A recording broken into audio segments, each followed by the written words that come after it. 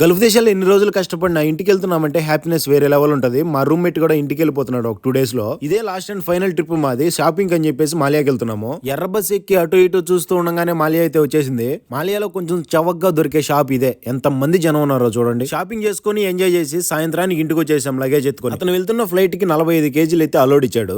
తీసుకొచ్చిన వస్తువులన్నీ మొత్తం ఒక అట్టబెట్లో పేర్ చేసాము. ఎండలు బాగా కాస్తున్నాయి కాబట్టి ఖచ్చితంగా జ్యూస్ డబ్బాలు ఎత్తుకోవాలి. ఇంకా హెయిర్ డ్రైయర్, బూట్లు, చిన్నపిల్లలకి, వాళ్ళకి హ్యాండ్ బ్యాగ్స్, 1 year బేబీ ఉంది అతనికి. ఆ బేబీ ఆడుకోవడానికి ఇంకో బేబీని తీసుకెళ్తున్నాడు ఇంటికి. ఓ 2 kgs ఖర్జూరం అయితే తీసుకొని వచ్చాడు. మొత్తం బట్టలతో సహా అట్టబెట్లో పేర్ చేసినాము. అక్కడ కనిపించే బ్యాగ్ నిండా ఒక 10 kgs బొమ్మలే తీసుకెళ్తున్నాడు. చిన్నపిల్ల కదా ఆడుకుంటదని చెప్పేసి.